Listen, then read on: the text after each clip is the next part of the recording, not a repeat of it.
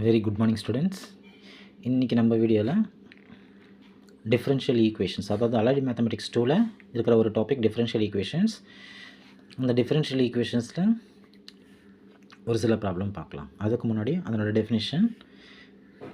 எக்ஸாமில் differential equation கேட்டாங்கன்னா நீங்கள் எழுத வேண்டியது differential equation is an equation that defines relationship between a function and one or more derivatives of that ஃபங்க்ஷன்ஸ்னு எழுதணும். அது எழுதினாலே போதுமானது. ஓகேங்களா? ஃபஸ்ட் எழுதணும், differential equation is an equation that defines a relationship between function and one or more derivatives of that function. அதுவே second order differential ஈக்குவேஷனை அதோட டிகிரி வந்து 2 இருக்கணும். அதை இங்கே போட்டுருங்க பாருங்கள். a dA square y by dx square plus b dy by dx plus cy equal to v. வின்றது ஏதாவது ஃபங்க்ஷன் ஆஃப் எக்ஸாக இருக்கும். ஓகேங்களா? ஸோ அப்போ differential equation in which the higher order of derivatives is called. அதோட maximum order வந்து 2 இருக்கும். அது செகண்ட் ஆர்டர். ஓகேங்களா? நெக்ஸ்ட், இது ஜென்ரல் ஃபார்ம். இதில் ஏபிசின்றது கான்ஸ்டன்ட் ஆகிடும், v is the function of x ஆகிடும். இப்போ இதில் ஜென்ரல் சொல்யூஷன் பார்த்தீங்கன்னா y equal to cf plus PI சொல்லுவாங்க. சின்றது காம்ப்ளிமெண்டரி ஃபங்க்ஷன், பிஐன்றது பர்டிகுலர் இன்டெக்ரல். இப்போது காம்ப்ளிமெண்டரி ஃபங்க்ஷன் எப்படி கண்டுபிடிக்கணும்னா, இப்போ ஆக்சிலரி ஈக்குவேஷனுக்கு வந்துட்டு ரூட்ஸ் கண்டுபிடிக்கணும். இந்த ரூட்ஸ் ஆஃப் ஆக்சிலரி ஈக்குவேஷன், அதாவது வந்துட்டு ரெண்டு ரூட்ஸ் வந்துட்டு ரியல் அண்ட் அன்ஈக்குவலாக இருந்ததுன்னா that means m1 is not equal to m2. அதாவது வந்துட்டு ஒரு குவாட்ராட்டிக் ஈக்குவேஷன் சால்வ் பண்ணும்போது ஒரு 2 ரூட் வரும். அந்த 2 ரூட்டுமே டிஃப்ரெண்ட்டாக இருந்ததுன்னா cf வந்துட்டு ae power m1x plus be power m2xன்னு எடுக்கணும். அதுவே 2 ரூட்டுமே, அதாவது 2 வேல்யூமே வரக்கூடிய அந்த குவாட்ராட்டிக் ஈக்குவேஷன் சால்வ் பண்ணி வரக்கூடிய வேல்யூ ரெண்டுமே ஈக்குவலாக இருந்ததுன்னா a plus bx e power mx அல்லது ax ப்ளஸ் b இப்படியும் எழுதிக்கலாம். ஒரு சில புக்கில் ax plus b e power mx கூட இருக்கும். எது தான் கரெக்டு தான். ஓகேங்களா? அதுக்கப்புறமா if 2 roots are imaginary, that means imaginary ரூட்ஸ்னால் alpha plus or minus i beta, அதாவது வந்துட்டு 2 ப்ளஸ் ஆர் மைனஸ் i3 அந்த மாதிரி ஏதாவது ஒன்று இருக்கும். அந்த மாதிரி இந்த ஃபார்மேட்டில் வந்துன்னா இமேஜினரி இந்த கான்செப்டில் வந்ததுன்னா நம்ம சிஎஃப் எப்படி எழுதணும்னா e power alpha x a cos beta x plus b sin beta எக்ஸ்னு எழுதணும். ஓகேங்களா? சரி, இப்போது அது ஒரு கண்டிஷன் இங்கே பாருங்கள், ஒரு நோட் பாருங்கள். ஃபஸ்ட் டெரிவேட்டிவ் dy பை dxன்னு கொஷின் பேப்பரில் dy பை dxன்னு கொடுப்பாங்க, இல்லைன்னா y டேஷ்னு கொடுப்பாங்க, இல்லைன்னா y1ன்னு கொடுப்பாங்க, இல்லைன்னா கேபிட்டல் டின்னு கூட கொடுத்துருவாங்க. இது கூட என்னன்னா அதாவது டி பை டிஎக்ஸ்னு ஆகிடும், டின்னா. ஓகேவா? இந்த டிஃபரன்ஷியல் ஈக்குவேஷனில் d is nothing but d by dx. அதே மாதிரி செகண்ட் டெரிவேட்டிவ் பார்த்தீங்கன்னா d square y by dx square அல்லது y டபுள் டேஷ் அல்லது y2. ஸோ நெக்ஸ்ட்டு வந்துட்டு சால்வ். இப்போ ப்ராப்ளம் பார்த்துக்கலாம். Solve d square minus 5d plus 4 into y equal to 0. இது வந்துட்டு ஏப்ரல் 2021 கேட்டிருக்காங்க பாருங்கள். இப்போது auxiliary equation is auxiliary equation இல்லைன்னா, அதாவது வந்துட்டு இங்கே டி எதில் இருக்குமா அதை அப்படியே எம்மாக மாற்றிடணும். ஓகேங்களா? அப்போ என்னடும் m square minus 5m plus 4 equal to 0. அதாவது வந்துட்டு இப்போது இது வந்துட்டு ப்ராடக்ட் ஆஃப் த 2 நம்பர்ஸ், இது வந்து சம் ஆஃப் த 2 நம்பர்ஸ். அப்போது 2 நம்பர் எடுத்துகிட்டு அந்த 2 நம்பரை ஆட் பண்ணால் நம்மளுக்கு -5 வந்துடணும். அதே நம்பரை மல்டிப்ளை பண்ணும்போது 4 வரணும். இப்போ 4ஓட பாசிபிலிட்டி பார்த்தீங்கன்னா 4ஓட பாசிபிலிட்டி என்னது 4 1s are 4 அல்லது 2 2s are 4. இது 2 தான் காம்பினேஷன் வரும், வேறு எதுவும் வராது ப்ராடக்ட் பண்ணால். அப்போது இந்த 2 காம்பினேஷனில் எந்த ஒரு 2 நம்பர் ஆட் பண்ணால் 5 வரும் அல்லது மைனஸ் பண்ணால் 5 வரும்னு பார்க்கணும். ஓகேங்களா? இப்போது நம்மளுக்கு தேவை -5d. அப்போது 2 + 2 பண்ணாலும் 4 தான் வருது, 2 - 2 பண்ணால் 0 வருது, 4 + 1 பண்ணால் 5 வருது, 4 - 1 பண்ணால் 3 எப்படியே வரும். அதனால் இப்போ 4 + 5 1 காம்பினேஷன் தான் கரெக்டு. அதனால் 1 4 போட்டிருக்கு. ஆனால் நம்மளுக்கு தேவை -5, அதனால் ரெண்டுத்துக்குமே மைனஸ் கொடுத்துருக்கேன். -5 வந்துருச்சு. இப்போ ரெண்டுமே மல்டிப்ளை பண்ணும்போது +4 வந்துடும். அப்போது இதை இந்த மாதிரி பிரிக்கலாம். அப்போது m-1 m-4 ஈக்குவல் டு 0ன்னு எழுதலாம். அப்போ எம்மோட வேல்யூ 1 4 வந்திருக்கு. அப்போ இது ரெண்டுமே நாட் ஈக்குவல் தானே, ரியல் அண்ட் நாட் ஈக்குவல். அதை இங்கே எழுதிருக்கேன். அப்போ சிஎஃப் என்னிடம் ae power m1x plus be power m2x which implies ae power x plus be power 4x ஆகிடும். பர்டிகுலர் இன்டெக்ரல் இங்கே வந்து 0 கொடுத்தனால பர்டிகுலர் இன்டெக்ரல் வராது. அதனால் வெறுமனே y equal to general solution வந்து y ஈக்குவல் டு அந்த சிஎஃப்னு வந்திருக்கு, அதை மட்டும் எழுதினா போதுமானது. ஓகேங்களா? Next,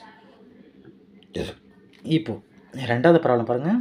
solve d square plus 5d plus 6 into y equal to e power x. April 2021 அப்படி கேட்டிருக்கான். நவம்பர் 2021 வந்துட்டு வெறுமனே இந்த பர்டிகுலர் இன்டெக்ரல் மட்டும்தான் கேட்டிருந்தாங்க. அவன் கொஷினில் வந்துட்டு சால்வ்னு ஒரு வேர்டு கொடுத்தா நீங்கள் ஜென்ரல் சொல்யூஷன் வரையும் போடணும். இல்லை எனக்கு சிஎஃப் வரும்னா சிஎஃப் மட்டும் போதுமானது, இல்லை எனக்கு பர்டிகுலர் இன்டெக்ரல்னா பர்டிகுலர் இன்டெக்ரல் மட்டும் நீங்கள் சால்வ் பண்ணால் போதுமானது. ஸோ கொஷினில் கொஷினர் எப்படி கேட்குறானோ அதுக்கேற்ற மாதிரி தான் நம்ம எழுதணும். ஓகேங்களா? சரி, இந்த ப்ராப்ளம் பார்க்கலாம் வாங்க. இப்போது D square plus 5d plus 6. இப்போது ஒரு இந்த டியில் இருக்கா, அதை அப்படியே நம்ம மேக்ஸ்வெல் ஈக்குவேஷன் போட்ட என்னடும் m square plus 5m plus 6 = 0. இப்போது 5 மல்டிப்ளை பண்ணால் வந்துட்டு 6 ஆட் பண்ணும்போது 5. அப்போது 6ஓட பாசிபிலிட்டி பார்த்தீங்கன்னா 6 1s are 6 அல்லது 2 3s are 6, வேறு எதுவும் வராது இல்லைங்களா. அப்போது 6 1 ஆட் பண்ணால் 7, 6 அல்லது -1 பண்ணால் 5. ஓகேவா. ஆனால் -1 பண்ணால் 5 வரும். ஆனால் இங்கே மைனஸ் எதுவுமே இல்லை, பாசிட்டிவில் இருக்குது. அதனால் இது 2 எடுத்துக்கோ. 2 + 3 5. ஓகேவா. அப்போது 2 3 2 3 ஆட் பண்ணால் 5, 2 3 மல்டிப்ளை பண்ணால் 6. ஓகேங்களா. இங்கே சப்போஸ் மைனஸ் ஏதாவது சிம்பிள் கிடைக்குன்னா அப்போது இந்த 6 ஒன்று தான் எடுக்கணும். ஏன்னா 6 -1 பண்ணால் 5 வந்துடும். ஆனால் 6 × -1 பண்ணும்போது -6 வரும். ஆனால் இங்கே +6 இருக்கனால அந்த நம்பர் நான் எடுக்கலை, இது எடுத்துருக்கேன். புரியுதுங்களா. ஸோ அவன் சிம்பிள் என்ன கொடுத்துருவாங்க அதுக்கேற்ற மாதிரி இந்த நம்பர்ஸும் மாறும். ஸோ நம்ம சூஸ் பண்ணுற நம்பர் கரெக்டாக இருக்கணும். அப்போது இப்போ +2 m + 2 = 0னா எம்மோட வேல்யூ +2 கன்சிடர் பண்ண -2 அதனால் மைனஸாக மாற்றிருக்கேன். இங்கே ப்ளஸ் இருக்கிறது = கன்சிடர் வந்தால் மைனஸ் ஆகிடும். அதனால் ரெண்டுமே -2 -3 போட்டிருக்கேன். அப்போ the roots are real and unequal. இப்போ சிஎஃப் பார்த்தீங்கன்னா ae power -2x + be power -3x. இப்போது பர்டிகுலர் இன்டெக்ரல் அப்போ 1/, என்ன பண்ணணும்னா கீழே கொடுத்துருக்க கொஸ்டின் அப்படியே எழுதணும். அதுக்கப்புறமா இங்கே = அப்புறம் இருக்க நம்பர் இங்கே போடணும். இப்போது டிக்கு இன்ஸ்டெட் ஆஃப் டிக்கு இந்த e பவர் x அந்த மாதிரி கேட்டாங்கன்னா எக்ஸோட கோஎஃபிஷியன்ட் என்ன இருக்கோ அது d எடுக்கணும். அப்போ எக்ஸோட கோஎஃபிஷியன்ட் பார்த்தீங்கன்னா 1, அதனால் d = 1. அதனால் 1² + 5 × 1 + 6. So e power x / 1² + 5 × 1 + 6. அப்போ e பவர் x / 1 + 5 + 6 அப்போ என்னடும் 12 ஆகிடும். அப்போ e பவர் x / 12. அப்போ இந்த ஜென்ரல் சொல்யூஷன் அது சிஎஃப்பும் பர்டிகுலர் இன்டெக்ரல் ஆட் பண்ணால் தான் ஜென்ரல் சொல்யூஷன் வரும். அப்போ y = ae power -2x + be power -3x + e power x / 12. ஓகேங்களா. Next third one.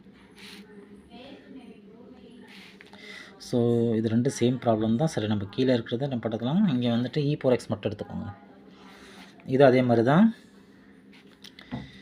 m² - 5m + 3 இருக்கா, அந்த ரூட்ஸ் ஃபைண்ட் அவுட் பண்ணிவிட்டு சியை போட்டுட்டு பர்டிகுலர் இன்டெக்ரல் e பவர் -னா d பதிலாக -1 போட்டால் போதுமானது. அதுக்கப்புறமா சிஎஃப்பும் பிஐயும் ரெண்டுமே ஆட் பண்ணால் போதுமானது. ஓகேங்களா. நெக்ஸ்ட் இந்த இதில் solve d² - 4d + 3 × y = e power -x sin x. ரெண்டு காம்பினேஷன் வந்துருக்கு பாருங்கள், e power -x sin x. அப்போ நம்ம என்ன பண்ணணும்னா இந்த auxiliary equation is m² as usual நம்ம அதே மாதிரி எழுதிட்டு ரூட்ஸ் ஃபைண்ட் அவுட் பண்ணால் m13 வருது. அப்போ ரெண்டுமே அன்ஈக்குவல் அண்ட் டிஃப்ரெண்ட். அதனால் இங்கே எழுதணும் ae power x + be power 3x. இப்போ பர்டிகுலர் இன்டெக்ரல். இப்போது இதுக்கு முன்னாடி சிங்கிளாக வந்ததுனால நம்ம என்ன பண்ணோம், டிக்கு பதில் அந்த e பவர் x வேல்யூ அந்த எழுதணும். இல்லைனா sin x சிம்பிளாக கேட்டாங்கன்னா சைனுக்குனா d² வேல்யூ தான் நம்ம எடுப்போம். ஆனால் இங்கே e power x sin x ரெண்டுமே சேர்த்து காம்பினேஷன் கொடுத்ததுனால ரீப்ளேஸ் ஃபஸ்ட் என்ன பண்ணணும், இந்த e பவர் x வேல்யூ அதில் அப்ளை பண்ணதுனால ரீப்ளேஸ் d/d - 1. அதாவது வந்துட்டு இங்கே எக்ஸோட கோஎஃபிஷியன்ட் என்ன இருப்பாங்க -1. இந்த -1 டிக்கு பதிலாக d - 1 எழுதணும். எப்போது e power exponential and trigonometric ratios ஏதாவது ரெண்டு சேர்ந்து காம்பினேஷன் வந்தால் இந்த மாதிரி ரூல்ஸ். ஓகேங்களா. அதுக்கப்புறமா e பவர் -x அப்படியே போட்டுக்கோம். ஏன்னா அதில் வந்து நம்ம சேஞ்ச் பண்ணோம், நம்ம d பதிலாக d - 1 அது அப்படி இங்கே அப்ளை பண்ண போகிறோம். அதனால் இங்கே e பவர் -x உள்ள கொண்டு வந்துடுங்க. sin x அப்படியே கொஞ்சம் தள்ளி எழுதுங்க sin x. இப்போ என்னடும் e பவர் -x என்னடும் இது d - 1². அப்போ d² - 2d + 1 வந்துடும். இப்போ -4 இது மல்டிப்ளை பண்ணால் -4d - -d - +4 + 3 3 + 4 7 இது 8 ஆகிடும். -2d - 6 4d 6d d² ஆகிடும். அதனால் d² - 6d + 8 e power -x / இது எழுதிட்டோம் இன்ட்டு sin x. அப்போது ரீப்ளேஸ். இப்போது சைன் காம்பினேஷன் தெரியுமா, d² இருக்கிற வேல்யூ நம்ம ரிமூவ் பண்ணோம். அதாவது d² பதிலாக அந்த கோஎஃபிஷியன்ட் இருக்கும், அந்த கோஎஃபிஷியன்ட் ஸ்கொயர் பண்ணி முன்னாடி ஒரு மைனஸ் பண்ணணும். அப்போ கோஎஃபிஷியன்ட் பார்த்தீங்கன்னா 1, அதனால் 1² முன்னாடி ஒரு மைனஸ் சிம்பிள் கொடுத்துடணும். அப்போ என்னது -1. இந்த ஸ்கொயர் வந்து நம்பருக்கு தவிர மைனஸ் கிடையாது. அதனால் மைனஸ் செப்பரேட்டாக வரும். நம்பர் ஸ்கொயர் பண்ண என்ன வருமோ அது இங்கே எழுதணும். அதனால் நான் என்ன எழுதிருக்கேன் -1 எழுதிருக்கேன். Next is equal to e power -x. இப்போ சைன் உள்ளுக்குள்ளே கொண்டு வந்துடுங்க. c இப்போ sin x / -1 - 6d + 8 8ல் ஒன்று போச்சுன்னா 7 ஆகிடும். அதனால் டினாமினேட்டரில் 7 - 6d போட்டிருக்கேன். நியூமரேட்டர் அப்படி எழுதிருக்கேன். இப்போது இது கான்ஜுகேட் எடுத்து என்னடும் 7 + -6dக்கு 7 + 6d / 7 + 6d. ஏன் அதெல்லாம் எடுக்கணும்னா கீழே இருந்த d வந்து ரிமூவ் பண்ணிடணும். ஓகேவா. அதனால தான் நம்ம ரெண்டு மல்டிப்ளை பண்ணோம்.